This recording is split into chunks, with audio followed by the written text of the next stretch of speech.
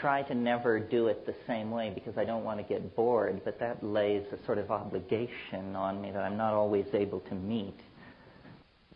Two things, I think, are going on inside this wrap as currently packaged. First of all, I'm very interested in talking about the impact of psilocybin on human evolution and values and institutions. And then, so that you don't think we've just fallen into fringe anthropology 101, I'm interested in taking the insights from that discussion and trying to apply it to the modern or postmodern, as the case may be, dilemma, trying to draw some implication from looking at human prehistory and the set of factors that were in place at the moment of human emergence.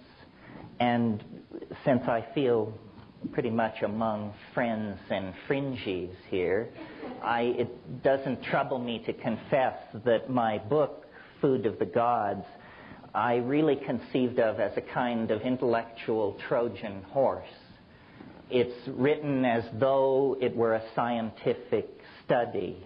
Footnotes, bibliography, citations of impossible-to-obtain books, and so forth and so on.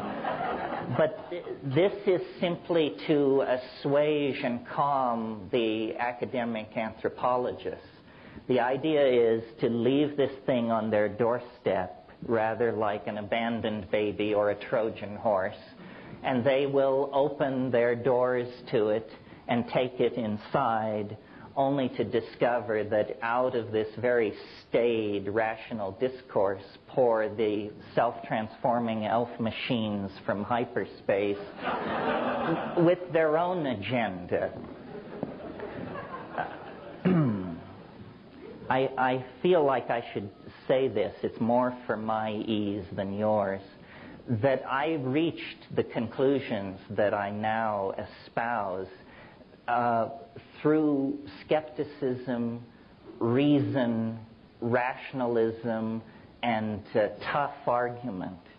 So it may sound ditzy, flaky, and soft-headed, but that's just because you're hearing it wrong. The guiding input was experience.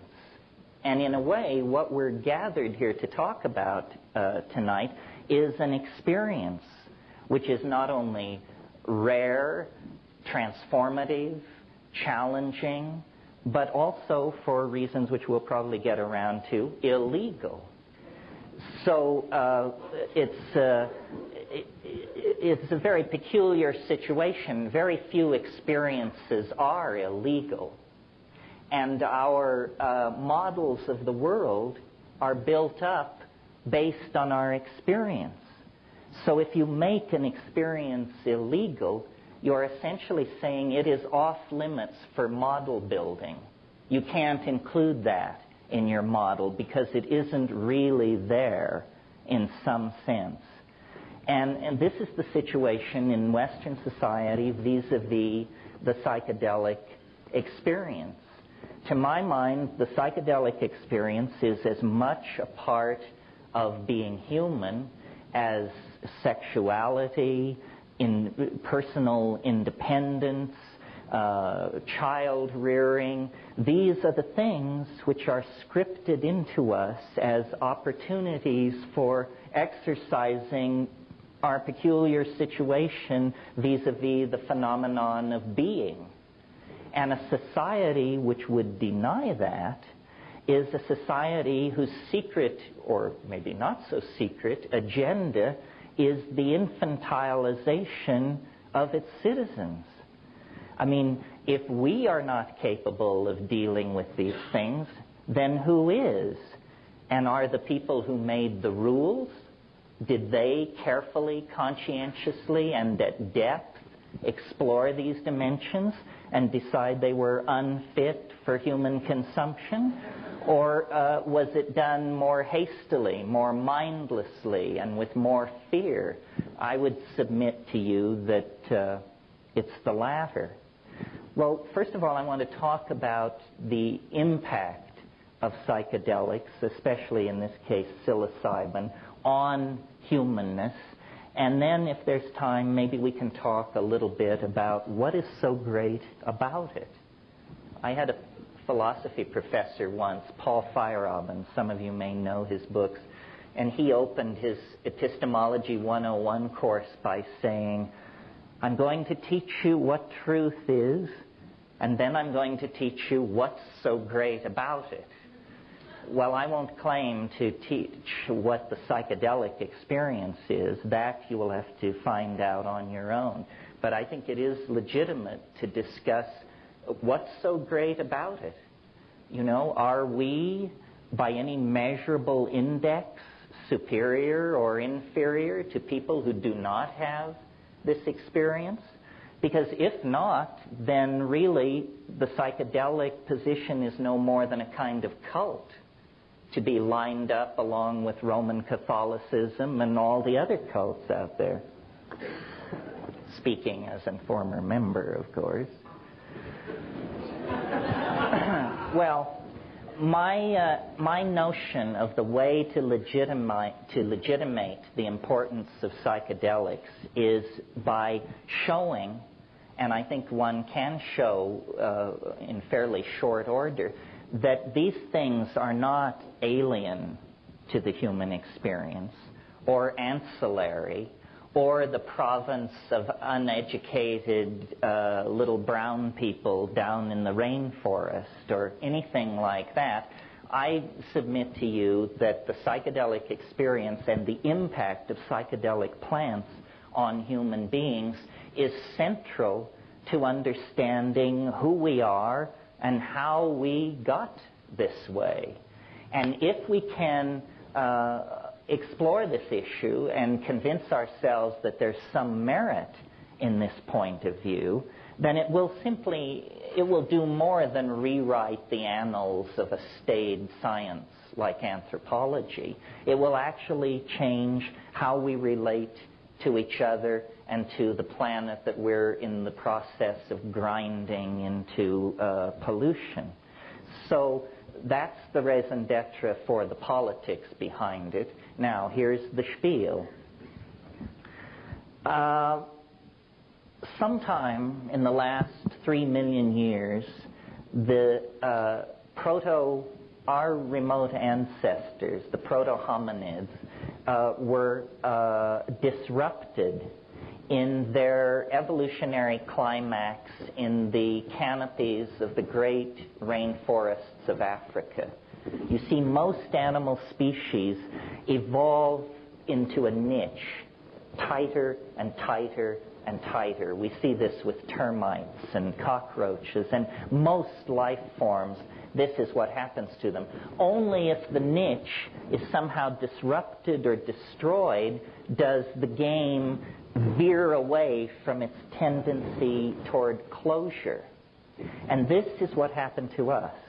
Our remote ancestors would have lived happily in the climaxed rainforests of Africa, in the same way that primates to this day live happily in the climaxed rainforests of Indonesia and South America, but for the fact that the dynamics of the planet, and this ultimately is, if we're looking for a cause, or some people would say a villain, then it's the climatological dynamics of the planet which began to limit these rainforest habitats.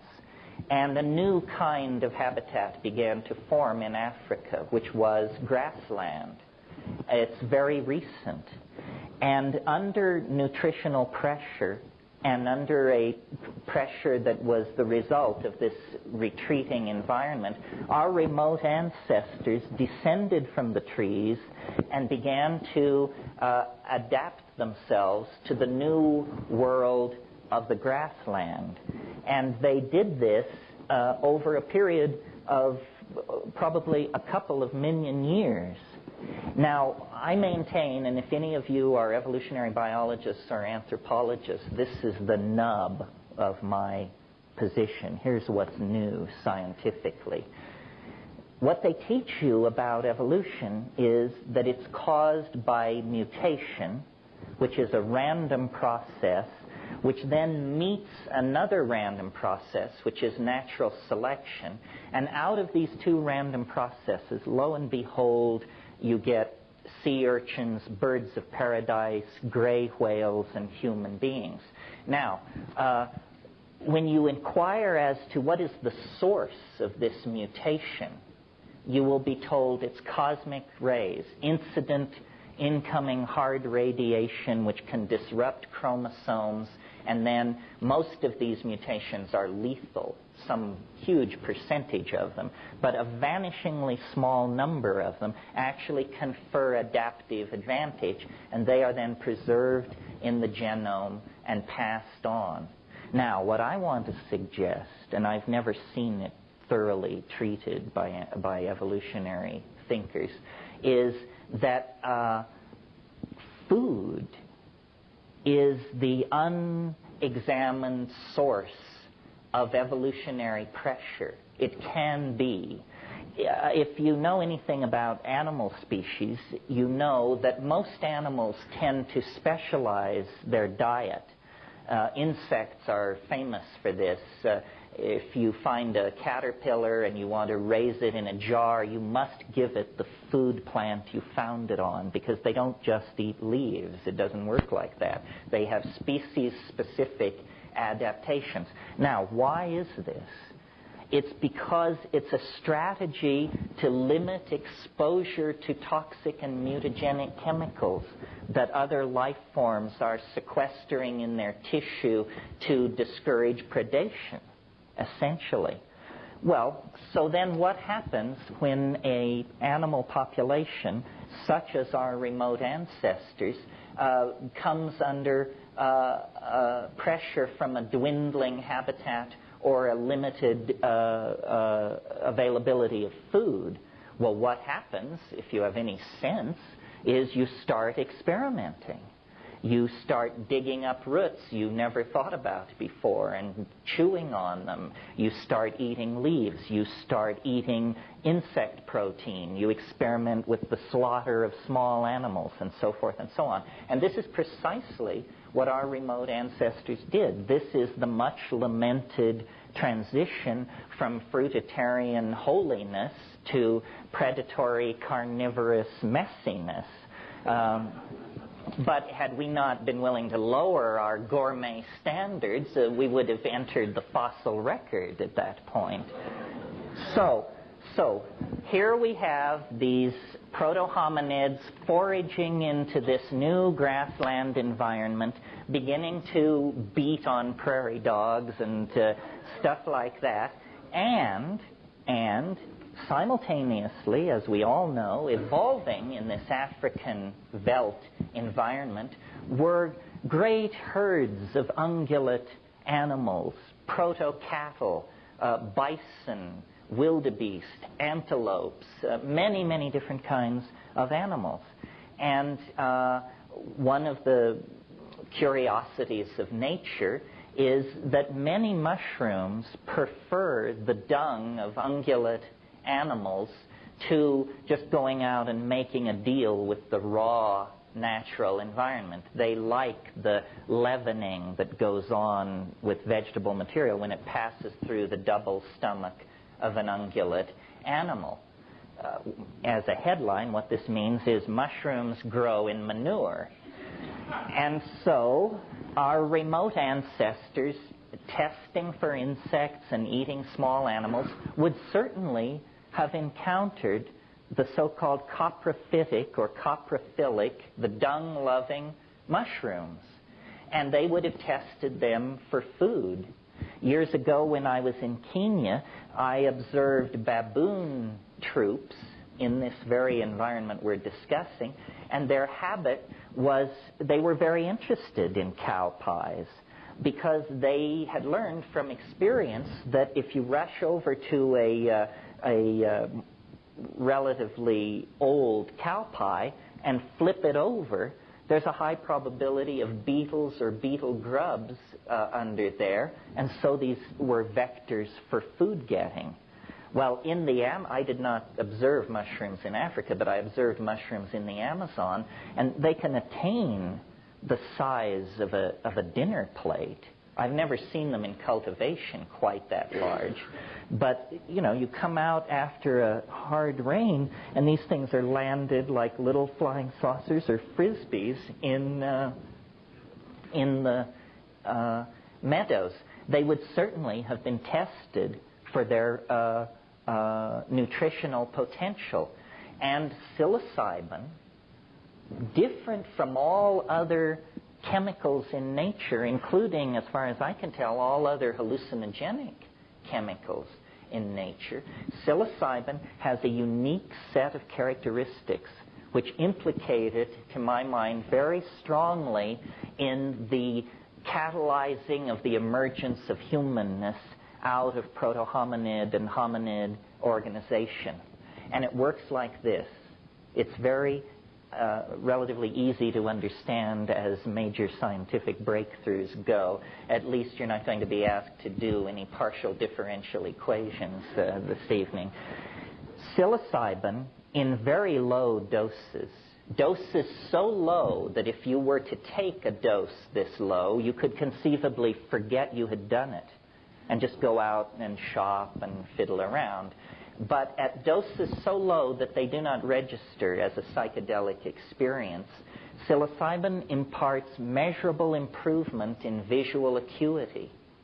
Roland Fisher did this work in the late 50s and early 60s, and they built an experimental device where a person who could not be seen, by turning a crank, there were two parallel bars. And by turning a crank, this person could rotate one of the parallel bars so that it was no longer parallel. And lacking talking rats, they went to the next preferred experimental animal, which is graduate students. And they would sit a graduate student down in front of this device, give them a very low dose of psilocybin, and then put a buzzer in their hand and say, when the two bars are no longer parallel, push the buzzer.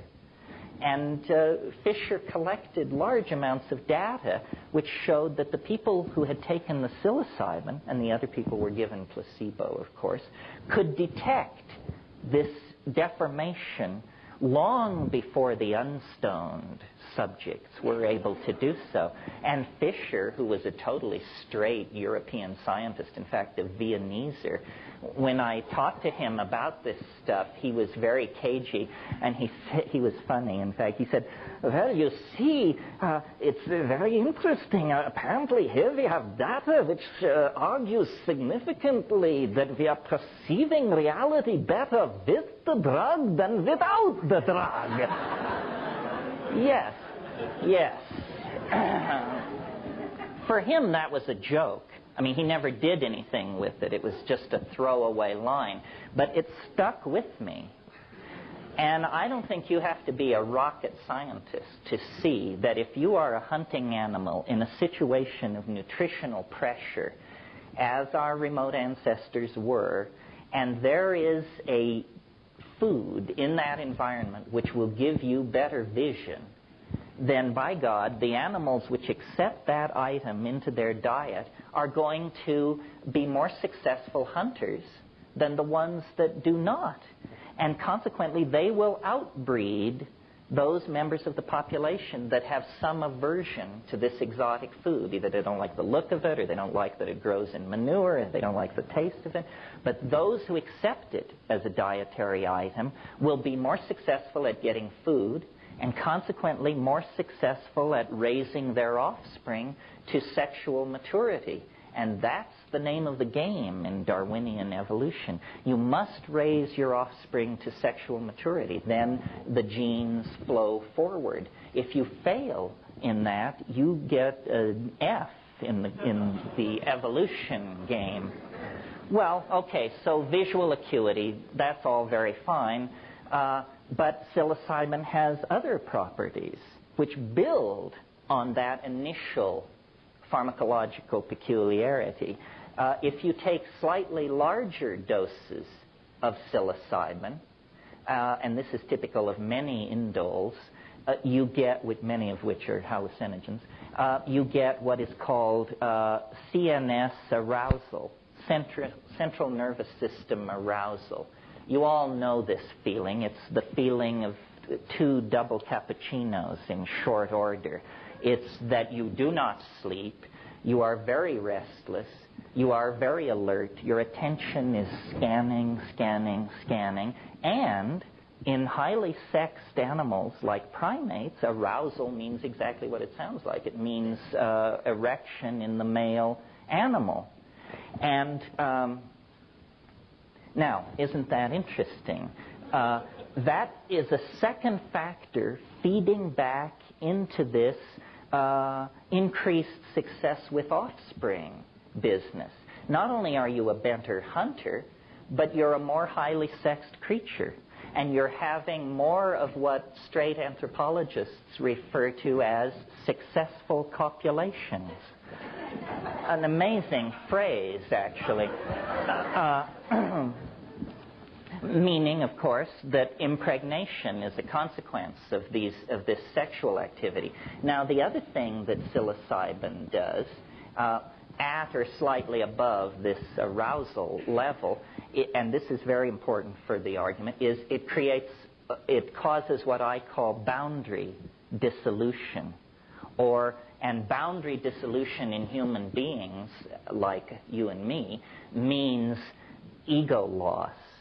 And I believe that this would have promoted a social and sexual style based not on monogamous pairing, but on orgy. The scenario is fairly easy to imagine. It's that these remote ancestors of ours would take these mushrooms and they, probably at the new and full moon, the thinking is that ritual was originally lunar timed, and then they would, and we're talking about nomadic groups of people, probably no more than 80 to 100 people, and then there would be group sexual activity.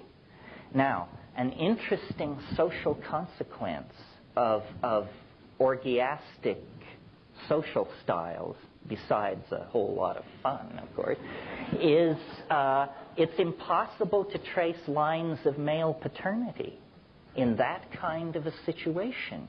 You see, women know whose children are whose because they see the child come out of their body and they nurse the child. But men do not, in that situation, have their children, my children. What they have are our children, the tribal group. And this boundary dissolving thing, let's dwell on this for a moment, because this is central to my argument, and it has political consequences for our own lives. All primates, clear back down into squirrel monkeys and lemurs, all primates have what are called male dominance hierarchies. And what this means is that the males with the longest claws, the hardest muscles, and the meanest dispositions take control of everybody else. Women, children, weaker males, everybody comes under the thumb of the alpha males of the pack. This is true, as I said, of squirrel monkeys, howler monkeys, so forth and so on. It is also true of us, sitting here in this room. This is a male-dominant society. I mean, there's a lot of complaining and hair-pulling about it, and there's a political alternative in the form of the women's movement and feminist sensitivities. But for most people, male dominance is the rule. Well, I would like to suggest that our peculiarly discomforted relationship to reality is a consequence of the fact that for a long period of time, perhaps as short as 20,000 years, perhaps as long as 1,000,000 years, as a species, and not consciously, we accepted into our diet a drug that had the consequences of suppressing male dominance. That this was the social consequence of accepting psilocybin into the diet. The ego is a structure that forms in the psyche like a calcareous tumor or a growth if you do not have regular recourse to the cure. And the cure is psilocybin and the boundary-dissolving sexual and social style which it carried in its wake. So the reason that we, as a people, are haunted by the idea of a lost paradise, a perfect world sometime in the misty past, is not, Mircea Eliade called it the nostalgia for paradise, and thought it was a kind of a longing that had no basis. But I think that it's entirely a memory of a period when male dominance was chemically suppressed, ego was chemically suppressed, and by male dominance and ego, I don't mean to lay this entirely on men. I mean, I would wager probably everyone in this room has more ego than they need, certainly starting with me. And that's part of the paradox that you're supposed to enjoy in this, is, the ambiguity of me preaching the loss of ego. So essentially, what happened was a chemically driven leap in evolution as a consequence of the suppression of these behaviors that favored male dominance. As a species, we would have continued with male dominance forever had it not been for psilocybin in the diet. And it established a situation in which, in less than 2 million years, the human brain size doubled. This is, without contest, the greatest mystery in the whole of evolutionary theory. Lumsden, who is a brilliant evolutionary biologist, called the doubling of the human brain size in 2 million years the most spectacular transformation of a major organ of a higher animal in the entire fossil record. Well, now, it would be spectacular enough if it were the liver of an otter or the pancreas of an elephant. But notice that it is the organ which created the theory of evolution itself and all other theories. So that we're getting a little tautological here, folks. There's something fishy going on. What was it that caused this explosive doubling in human brain size? Well, I maintain that it was the new behaviors that emerged with the suppression of ego and their reinforcement in this situation of nomadic pastoralism. And that there was a period, let's call it from the melting of the last glaciers in Tel Çatalhöyük, 6,500 BC, there was a period when men and women were in balance with each other, children and adults were at peace with each other, and human beings and the planet were at peace with each other. And then it was lost. And we fell into history. The long slog toward Armageddon is what was initiated in its place. Well, now, if it was so wonderful, why would anybody ever let go of it? Why was it lost? Well, we have to go back to the very forces which created this situation. Remember, I said it was the climatological dynamics of the planet created the grasslands in place of the rainforest. Continuation of those processes turned those grasslands into desert. And where there once were water holes, running rivers, grasslands, and vast herds of animals and their human symbiotes, suddenly there was encroaching desert. fewer water holes. The mushrooms began to be seasonal, began to be located only in the rain shadows of mountains.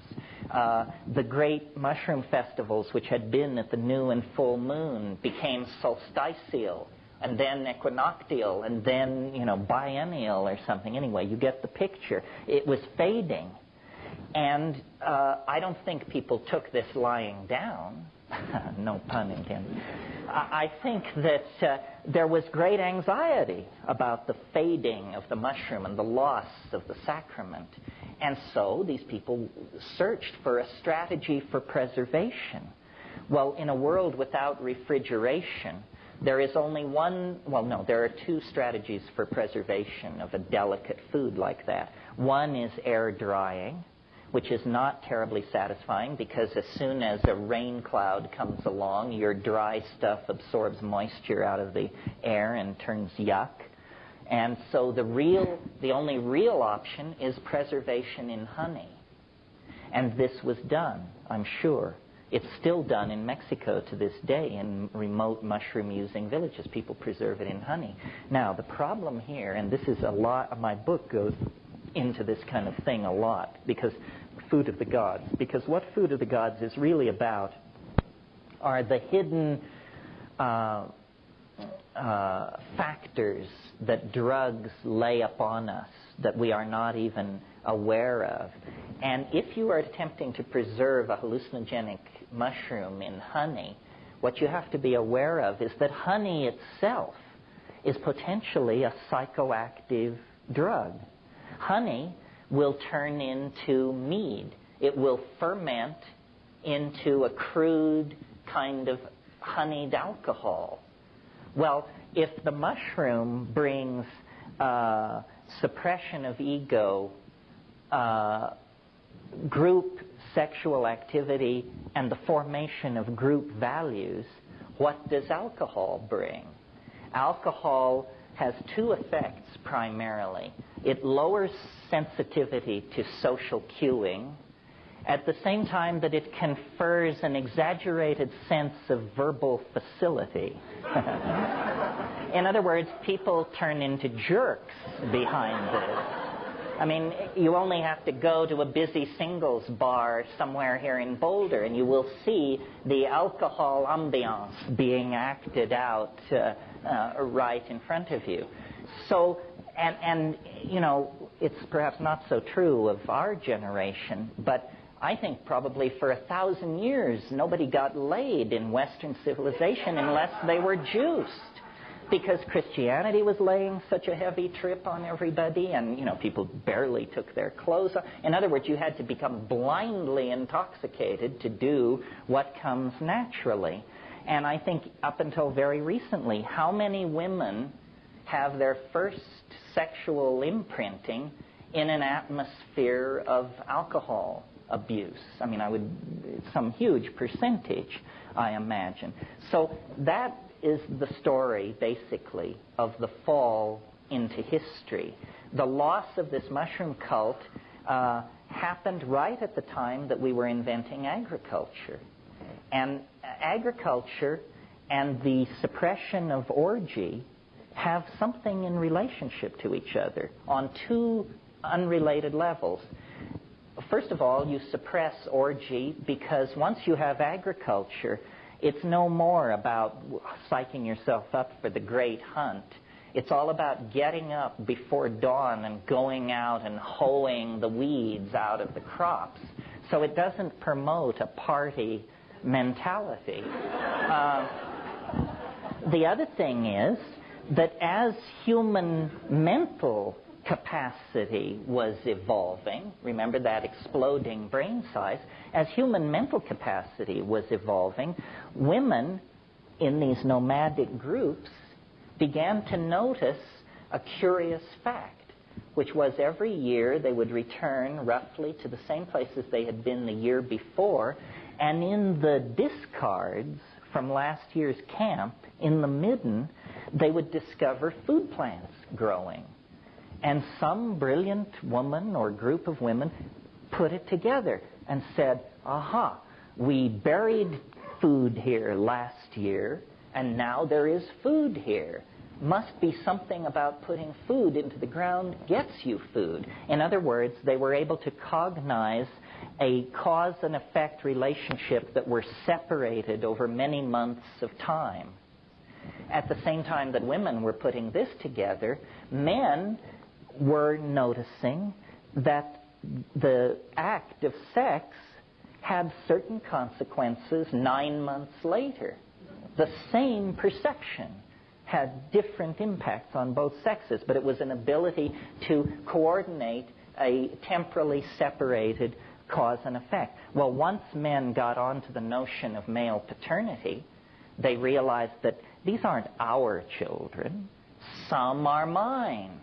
Some are somebody else's. And from that notion, you go to my child, to my woman, to my hunting area, to my weapons, to my SIB group. You get it all, you see. The ego is born, and it is born in an atmosphere of complete paranoia.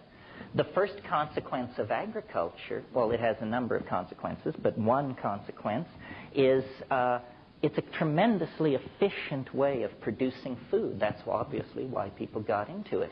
What does efficiency mean? Surplus. What does surplus mean? Haves and have-nots. The most spectacular architectural edifice of 10,000 BC on this planet was the grain tower at Jericho. It had thick walls to hold the grain, and it had high walls so you could climb up on top of it and drop rocks on the people who were trying to get into it. Surplus makes nomadism impossible because you can't drag this huge amount of grain with you. So you get sedentary populations.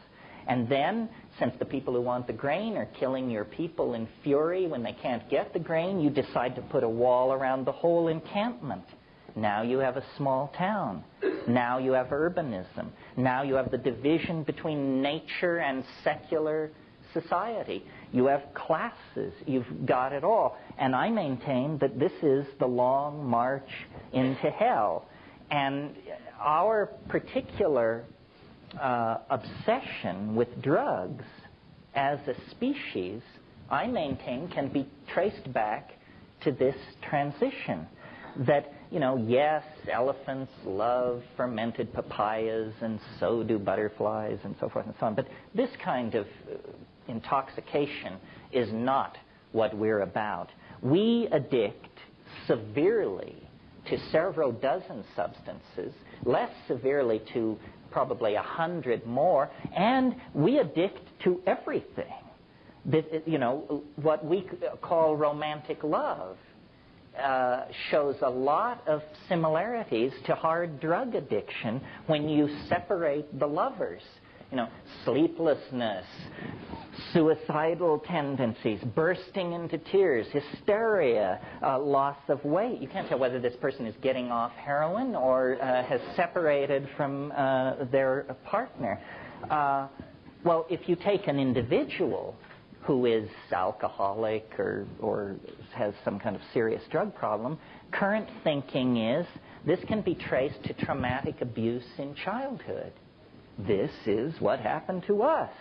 Traumatic abuse in childhood. We were literally torn out of a symbiotic relationship to the earth by the forces of male dominance, agriculture, sedentary living, so forth and so on. And we've been trying to scratch an itch that we can't find ever since.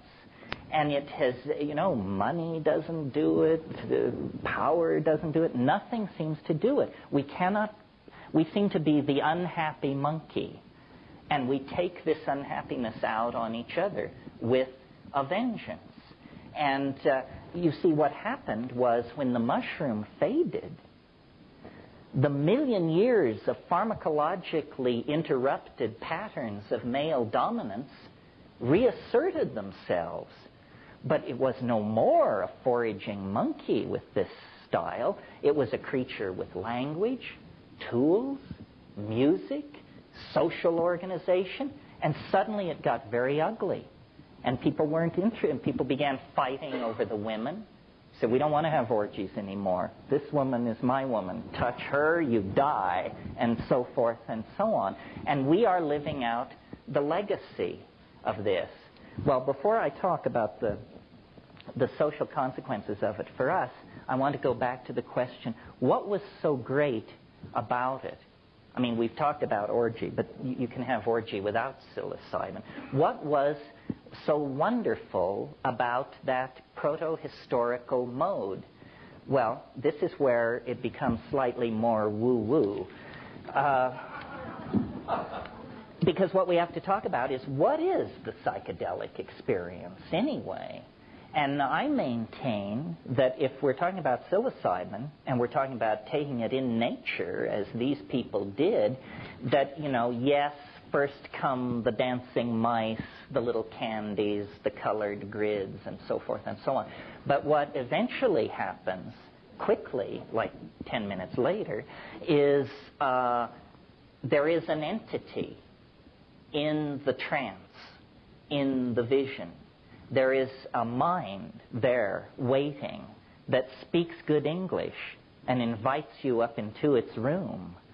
And once there, you realize that this is what all the hoopla about the Gaian mind and the rebirth of the goddess and all that is about. It's not a metaphor, folks. It's a headline in biology. We are not the only intelligent-minded species occupying this planet.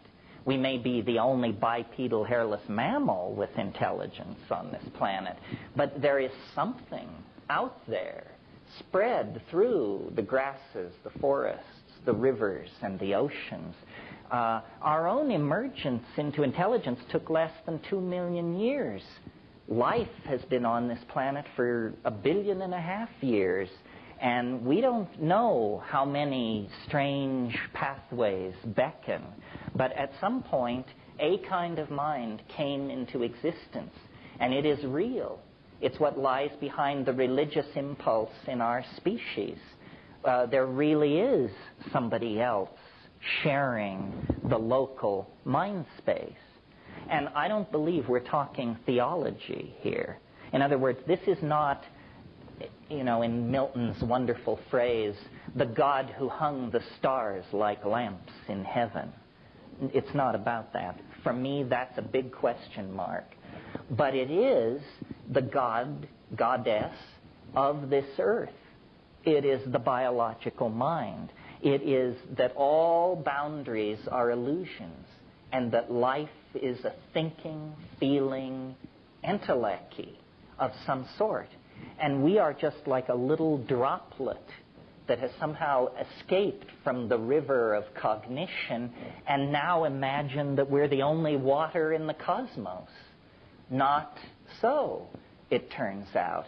The reason the psychedelic experience is so baffling and transformative, even as we sit here with your heads full of Heidegger and Husserl and, I don't know, Wilson Phillips and all this stuff, is because in contact with that, we have no more sophistication than our orgiastic, mushroom-munching ancestors. Civilization doesn't give you a leg up on this stuff. In fact, it makes it harder to figure out what's going on, because we have defined nature as dead.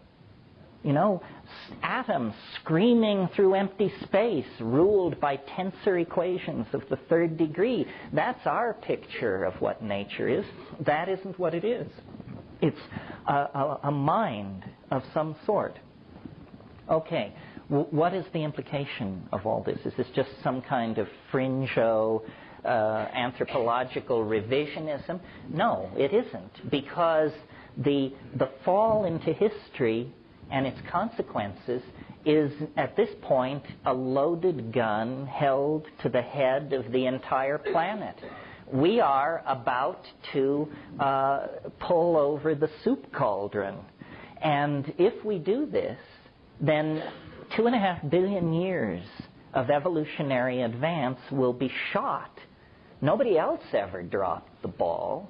So, we appear to be vying for this peculiar honor. If we do not awaken to the consequences of ego, then we are going to run this system right over the edge.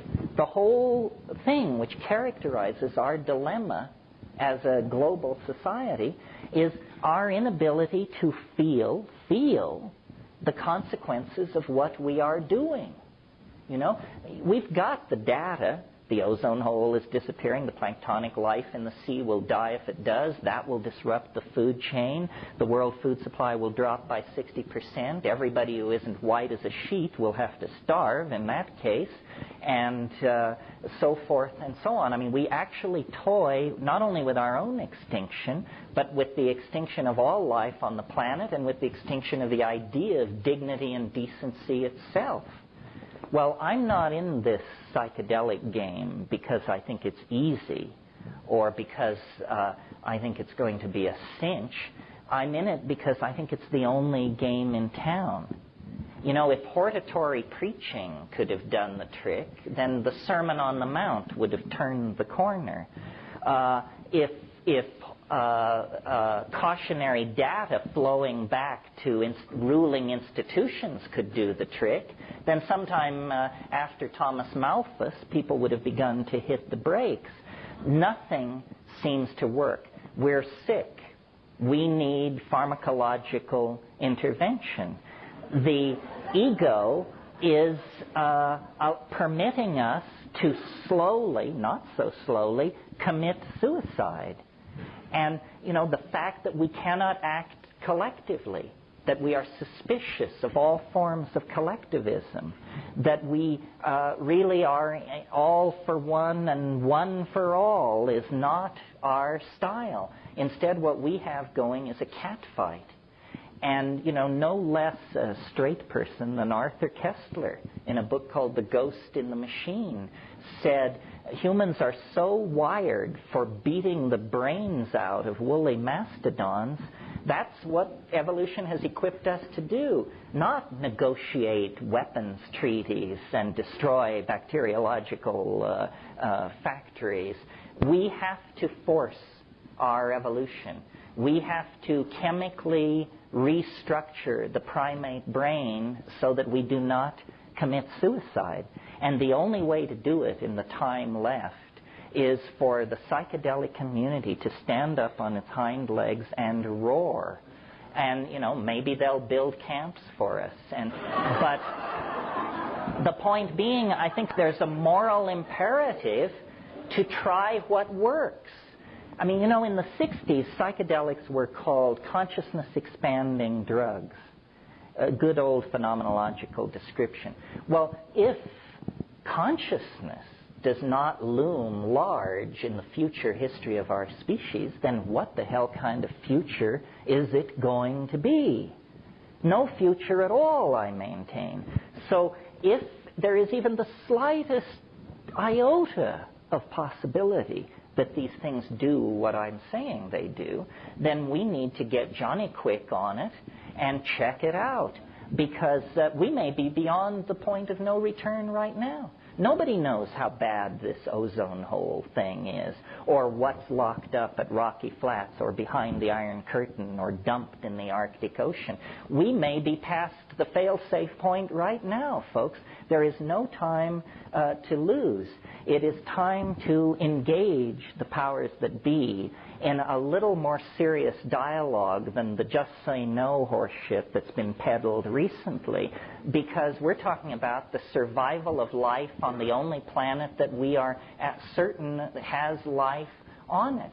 This may be the site of a cosmic experiment with universal implications, and it rests in our hands. Everybody here tonight is here because a whole bunch of people didn't drop the ball. And, you think you've got problems? 9 times in the last 1,000,000 years, the ice has moved south from the poles, miles thick. No antibiotics. No electronic communication, nothing. And I'm sure these people were miserable, and they dragged through it, and they lived, and they passed it on. Now we're it. And we will be judged the lamest of the lame if we cannot come to terms with this and begin to talk about what is going on. This is not obscure. As I said, I view the psychedelic experience as central to humanness, as our sexuality. We cannot allow dominator institutions to infantilize us and to tell you where your mind can and cannot go. We even have a piece of paper locked up in a vault in Washington, D.C. that guarantees life, liberty, and the pursuit of happiness. Well, now, what could the pursuit of happiness possibly mean if it doesn't mean the freedom to practice your own relationship to nature and its gifts? So I think we have been entirely too casual about the importance of the psychedelic experience. This is, for one reason, because we cannot publicly get together and discuss it in detail. And one of the things that I think is very important about get-togethers like this is if you will look around, you'll notice that we cannot really be distinguished from the rest of society. Some of us live under bridges, some of us clip coupons. There's a wide spectrum of people here.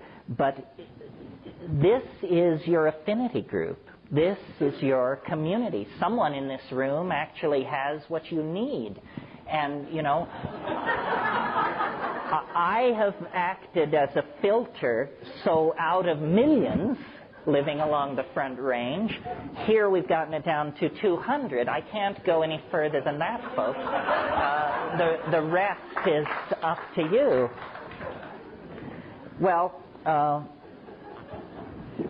I guess the last thing I want to say, and then we'll take a little intermission and then come back and do questions afterwards, which is my favorite part. But I want to just for a minute invoke the psychedelic experience without regard to the evolutionary forces that created it or the political institutions that suppress it and so forth. And just say, in case there's some soul in this room who's never had this experience, that this is extraordinary news. We are not talking about something like a dream. It is not like meditation. No, you can't get there by yourself. And Babaji is equally useless because you and Babaji are starting from the same place in this game. It requires pharmacological perturbation of ordinary neurochemistry in order to see this mystery. And it is a mystery. It is not going to be reduced to the firing of synapses or repressed sexual desires or day residues or anything like that. It is the very thing which all these religions are yammering about. It's there. It's real. I mean, if you think that the world is empty of adventure, then you just haven't been hanging out with the right crowd. I mean, on a Saturday night, within the confines of your own apartment, on 5 grams of psilocybin mushrooms in silent darkness, I guarantee you will believe that Ferdinand Magellan should take second place to you. You will see things which no human being has ever seen before, and that no human being will ever see again. That's how big that universe is.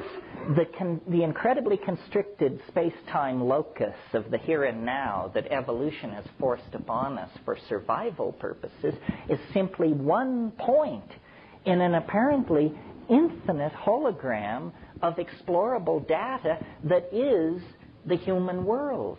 I mean, the entire world of every science fiction novel and story ever written is minuscule compared to the universes of strangeness and peculiarity that are accessible to any one of us, if you will but apply the method.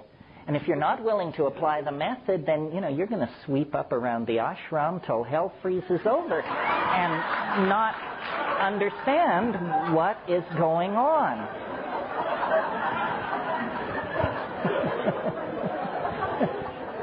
I think, I'm sorry to be so hard on religion. I think it has its place.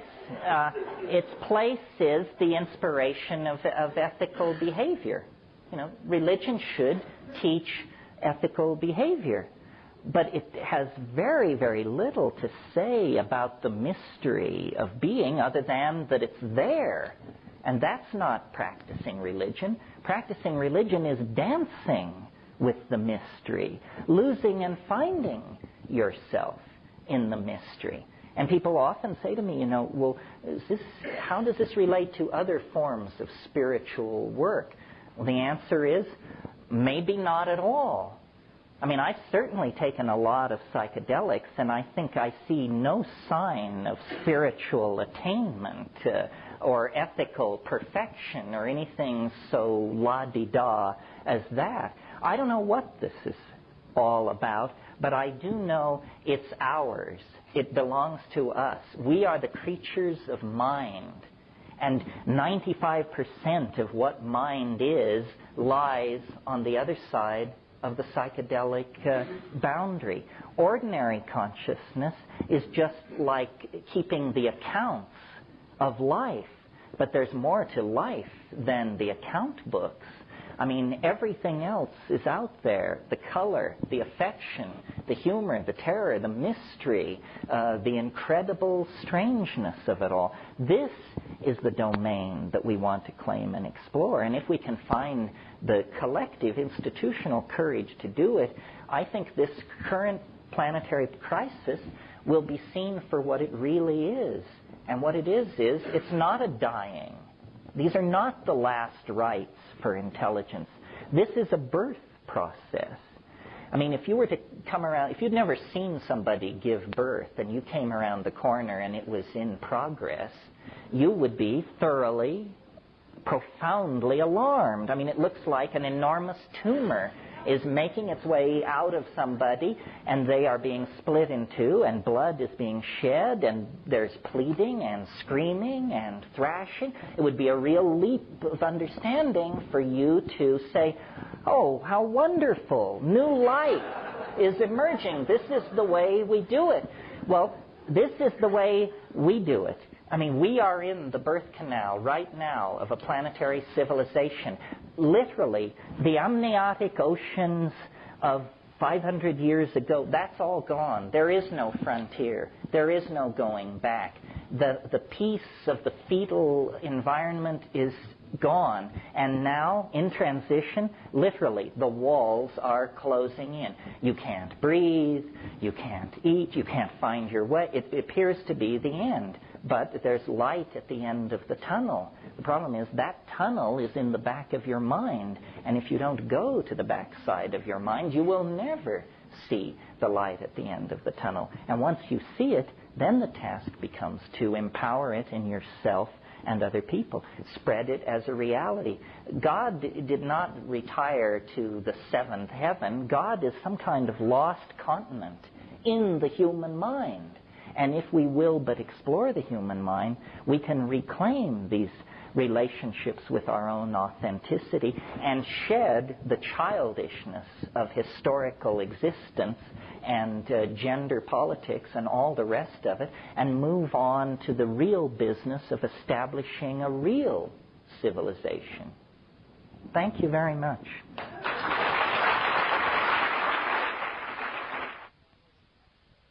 Does anyone want to ask a question, or is it all just perfectly clear, utterly convincing, and, yeah? Of psilocybin?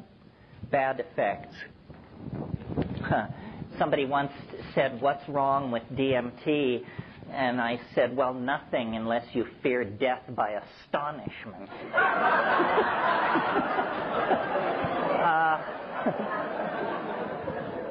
But your question is a good one. First of all, I talked a lot about how what we have to do is destroy and ablate ego. However, there is a very small percentage of us who have a hard time creating any ego whatsoever. And for these people, boundary dissolution is no problem. Their boundaries are dissolving all the time on them. I would say that they are at the contraindicated end of the spectrum. That if you're fearful already and fighting to keep from being overwhelmed by confusion at what's going on in your life at the paper box factory or something, then probably tossing in mega doses of hallucinogens is not the way for you to do it. Or if you do, if you're just bent on doing that, then I would say do it in the presence of some kind of professional. And how you find a professional in this legal climate, you'll have to discuss with me privately. I don't want to make it sound, though, it's a tricky thing. I don't want to make it sound like it's absolutely riskless. Physically, I think it's pretty safe, unless you are odd in some way. But you need to know, you don't want to find out you're odd an hour and a half into it. But the problem comes with the mind. If you are delicately balanced, if your whole life has been about not looking at that or that or that, then this is not your game. You should go back to watching Jeopardy and the kind of person who is called to this is a person who has an exploring soul. I am not a courageous person in the sense that you won't find me shooting white water. You don't see me, rappelling down the faces of cliffs. But from the time I was the tiniest little kid, I was into the weird. What's weird? Weird is the compass heading. And if you keep your compass always pointed toward the peculiar, the outre, the bizarre, the unspeakably alien, then, you'll find these places. The people who think life is all cut and dried and are perfectly happy to have Carl Sagan and George Bush explain all of reality have never left the broad, swift stream of mundane thinking. But, off in the byways and tributaries, there's a wonderful alchemical saying, which I generally mangle, but I think it goes something like this. The tallest mountains, the oldest books, the widest deserts, there you will find the stone. And what it is it's a prescription for exploring weirdness. That's all. It's not going to be on MTV. It's not going to be in, God forbid, Esquire. It's going to come from, doing your homework, visiting strange people in strange lands, and checking it out. What I can't give you, to return to your question, is I can't give you a guarantee that it will be fun. The Rolling Stones have that wonderful line, you don't get what you want, you get what you need. This stuff is ruthless. And if there's something that you're trying not to look at, it's going to get you, for sure. But ask the veterans. Most people will tell you, you learn more from the bad trips than you do from the good ones. The good ones are ecstatic and connect you up to nature and other people. The bad ones show you your kinks and your limitations and your thought errors and that sort of thing. It's not an easy row to hoe. That's why I think there's a little bit of social confusion about it. One of the things I should make clear is I really advocate high doses rarely. I think the worst thing you can do is get into a style of psychedelic diddling where, you take half a gram every day. All this is doing is giving you a tolerance to psilocybin. You're not having the psilocybin experience. You're having the tolerance to psilocybin experience. The way to do these things is to do them rarely so that your whole system can reassert itself and come to equilibrium, and then just slam it. And this is amazing.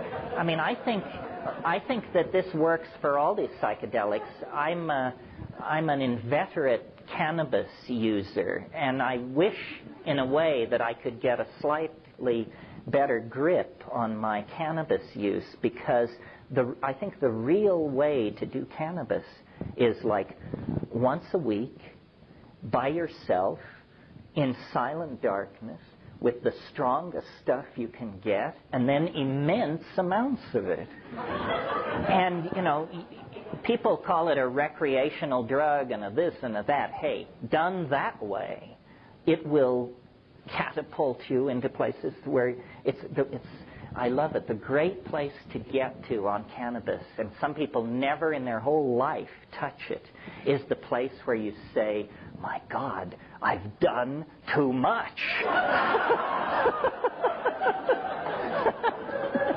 It's not easy, folks, but it's worth shooting for.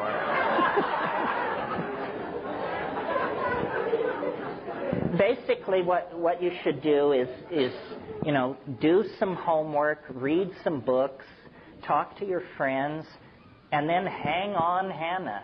It's like, you know, it's very much like riding an enormous roller coaster.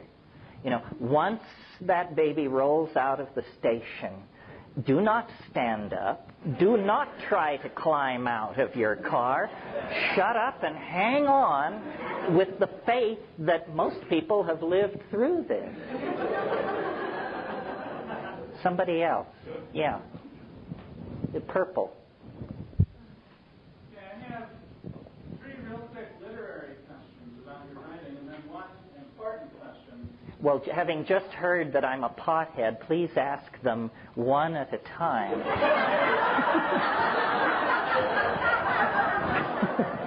What is your first literary question? Okay. One of the assertions that you make is that low dosage was the typical evolutionary mechanism. My own experience is different than that. Many of my associates' experiences are different than that. And we believe that high dosage may have been a more common usage method. Well, I don't mean to imply that people first used it in low doses and then middle and then higher over time. What I meant to imply, I think they were using low, middle, and high doses from the very get-go, but they were using low doses to hunt, middle-range doses for orgy and ceremony, and truly high doses for this boundary-dissolving tremendum. Second literary question. Okay. When I read about Chattel-Hayek, I like you picking up on Mallard and Eisler, and I like your use of dominator and partnership terminology. That was wonderful. But I disagreed when you said that the cows were an indirect expression of the fungus found in the art there. I found that to be kind of a leap of logic. But my kind of thought has gone off the rails of reason enough. Well, I'm not wedded to that. First of all, Chattal-Hayek, for those of you who haven't read the book or know about Chattal, was this immensely sophisticated civilization that existed in the 7th millennium BC. We're talking 6,000 years before zero. This civilization existed and was destroyed. And the characteristic of it is shrines dedicated to cattle. And in my book, I argue that this was probably the last outpost of this partnership society. But it was still, I think the real golden age of mushroom use was probably from about 30,000 years ago to about 15,000 years ago. And by the time Chattal-Hayek comes along, it's a fading or yearly or seasonal thing. And now the last question, the important one. One of the assertions that you made earlier was that these indole-based plant hallucinogens actually change people that use them. And the unfortunate thing that I observe is I can't agree with that assertion. It seems that as many people, it seems like only a really few people are changed by it. Only those who are predisposed to change. And I'd like, one of the questions you asked, does it make us better? Does it make us different? And I'm just not convinced at all. When I see people taking mushrooms and going around doing changes things, and just being as jerky as they ever were, I mean, and going and using weapons plants, and, I don't see it happening. I'm sorry. Well, It seems like my argument would be that people don't take it enough, and they don't take it frequently enough. That there are a lot of people who really would rather not get loaded, but who feel they must take some psychedelic drug in order to keep membership in their peer group. So what they do, you can always spot these people because their first question at the get-go is, will I be able to drive? I love this question because, it indicates you've got a real tough nut on your hand. In every sense of the word, no, you will not be able to drive.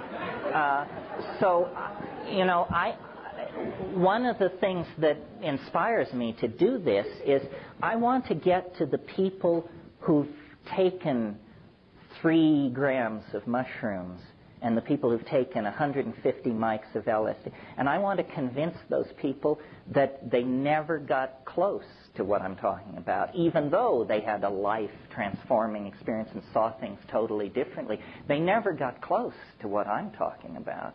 And so what you have to do is convince people to take high doses, and then that's to break them through, and then frequently enough that they don't forget what the deal is. So I think if you take a psychedelic population and divide it into those who have done 5 grams and above, then you will see an exceptional slice, but not the dabblers. The dabblers don't count. And we all can be, or at times, guilty of this, I think. And then, is that your last question? Does that do it for you? Or do you want to be thought psychotic? You choose.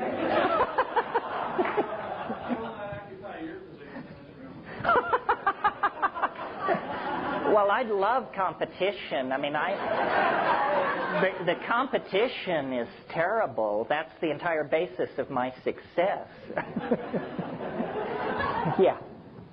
You, because you were before, if you still wish. Here's the way you want to think it. You want to understand in a darkened room, quiet, kind of your eyes. Now, let's back to what Leary and Wilbur can figure they was on play tapes, so they got the book of the dead, or during the lot of the down. And a lot of people think that they play up and everybody. Right. And why, I guess you think your way is preferable. Why? Because, I don't know if it's preferable, but here's the thing. People are going to think you're a nut if you come down and say that Johann Sebastian Bach or Jerry Garcia is God. And this is what you will have to say if you listen to the Dead or the B minor Mass. So what I'm interested in is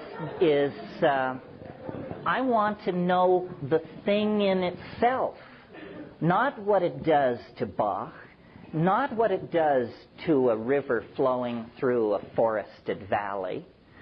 I want to see what it can do with darkness and silence. And I think most people think it'll be boring, probably because they've been hanging out with these beady-eyed gurus meditating, and God knows there's nothing more boring on earth than most meditations. However, psychedelic, sitting in a darkened room on 5 dried grams of psilocybin mushrooms is nothing like meditating. And that's where it can get at you. My relationship to it is always one of, I want to know what it is. And so I think this sensory deprivation method is the only way to get at that. Other people might not like that. People say, well, you mean you put down the whole thing of going into nature? Isn't nature the great affirmation in all this? And the answer is, yeah, but it works for me sort of without the drugs. Plus, and this is just maybe my own weirdness, but I'll share it with you, I have noticed that these things are incredibly disruptive of the ordinary flow of casuistry. Do you all know the concept synchronicity? Well, if you don't stay in your room with the lights out and the phone unplugged, and the damnedest things will happen to you. I mean, you couldn't pay me to go into an American city, even mildly loaded, because adventures beckon. Now, some people like that. You know, some people say, you know, let's take 500 mics and go meet weird people. Not this cookie. Yeah.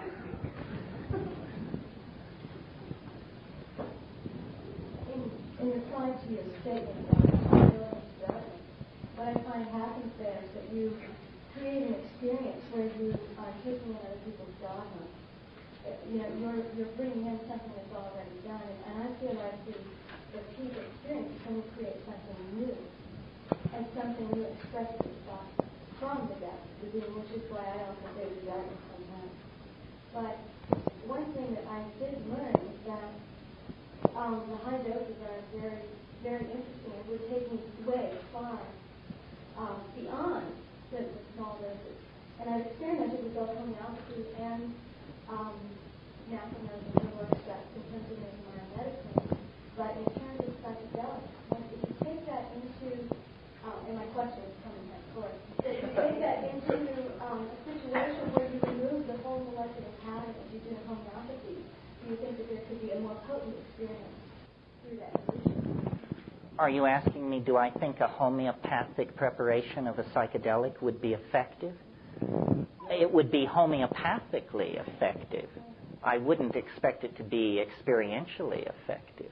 See, I would say that since what we do out here is a direct creation of what we are inside, that's the current paradigm I'm looking at, that if you do change it in the same manner that you change it in homeopathy, which is changing the etheric so that you then create the gross material side, that it would be even more potent and even more immediately effective in reconstructing our reality.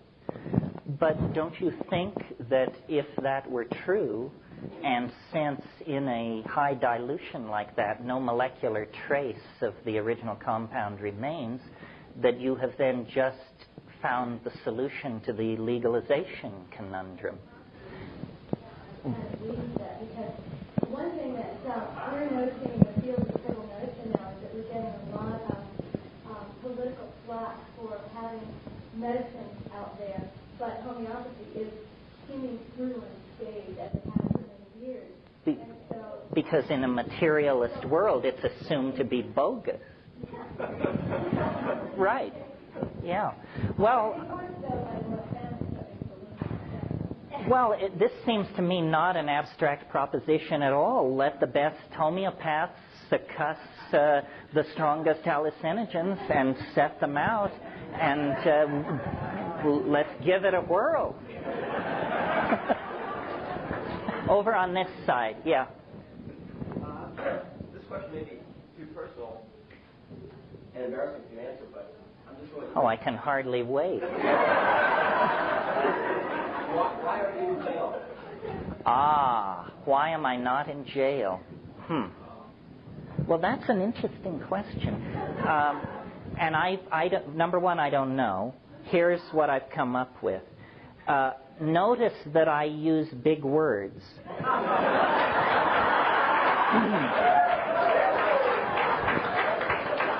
I don't try to boil it down to a shoutable slogan like turn on, tune in, drop out. Then they come. So that's one possibility, that simply if you are defined in their eyes as an intellectual, then they automatically put you in the harmless category and send resources elsewhere. That's one possibility.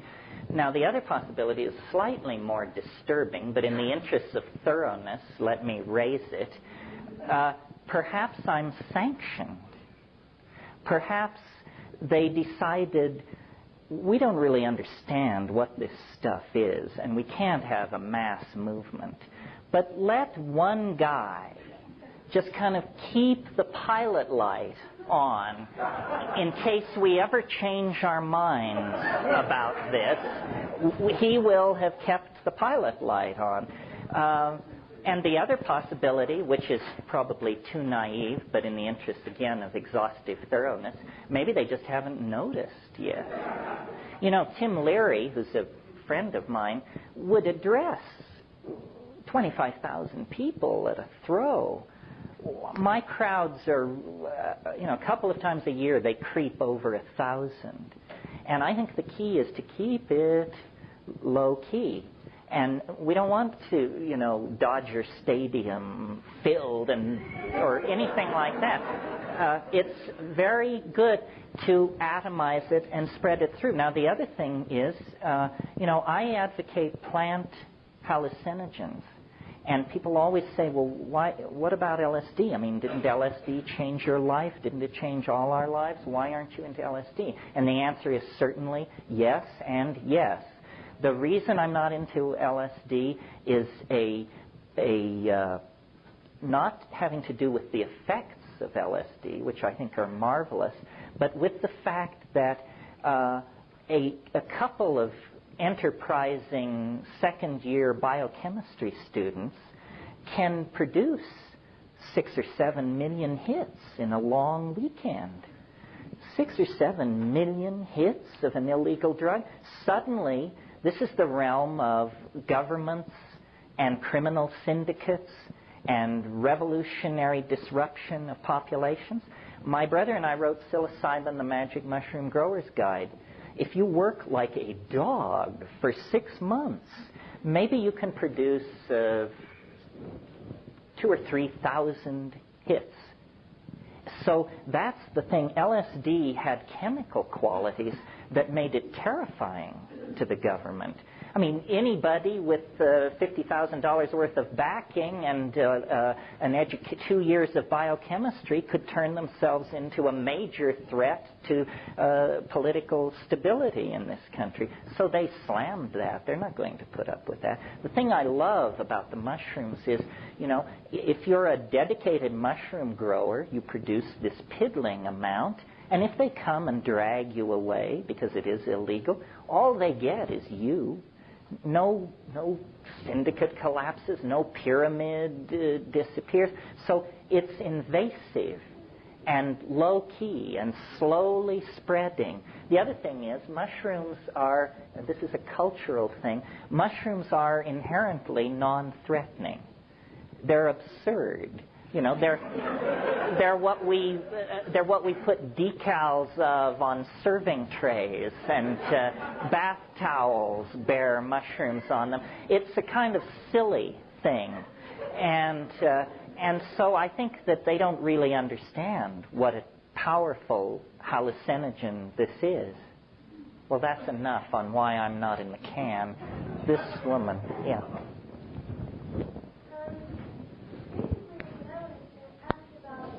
You talked about the evolutionary process and how it was disturbed by the absence of the mushrooms. Don't you think that it would be a more creative and beneficial process if we worked on evolving our minds without using an external drug? What happens if the government does come in and decide to completely wipe it out, or if things happen where we can't access that state of consciousness anymore? And then things, they just step backwards again. Wouldn't it be so much more productive to teach people how to get there without the drugs? Absolutely, if we could do it. I mean, I'm not yet convinced, see?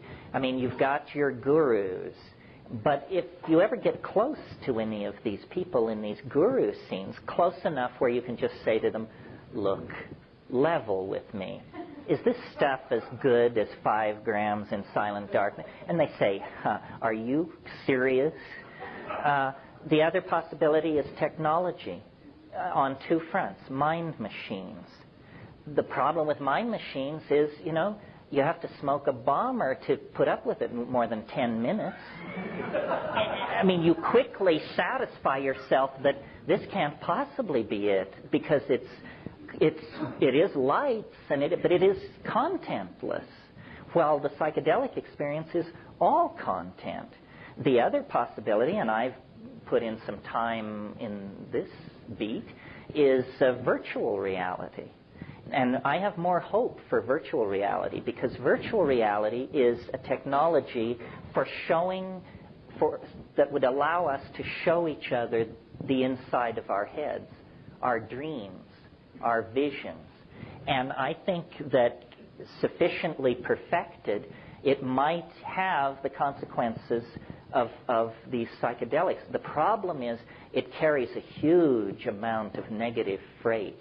You know that it's not going to be a tool for us to show each other the inside of our minds. It's going to be a tool to sell us crap that we don't want. It's going to be a tool for yet more realistic, vicarious, and gratuitous violence.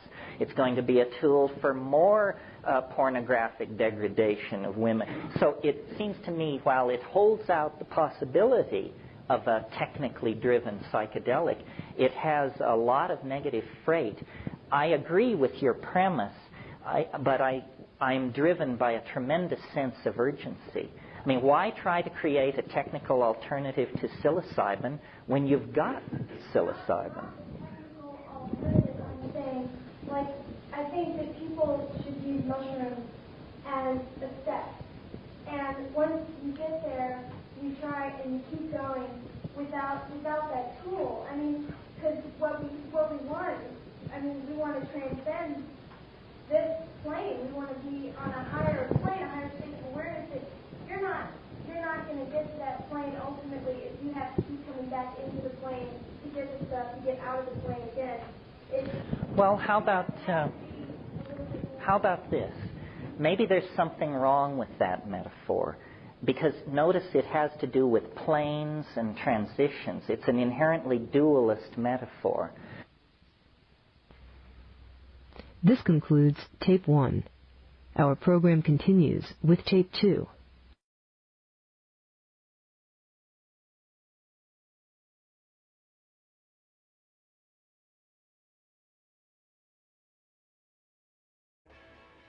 And there I am in Sri Lanka, formerly Ceylon, at 3 o'clock in the morning, looking for 1,000 brown M&Ms to fill a brandy glass, or Ozzy wouldn't go on stage that night. So, Jeff Beck pops his head round the door and mentions there's a little sweet shop on the edge of town. So, we go, and it's closed. So there's me and Keith Moon and David Crosby breaking into this little sweet shop, right? Well, instead of a guard dog, they've got this bloody great big Bengal tiger. Well, I managed to take out the tiger with a can of mace. But the shop owner and his son, that's a different story altogether. I had to beat them to death with their own shoes. Nasty business, really. But sure enough, I got the M&Ms and Ozzy went on stage and did a great show. Wow, that was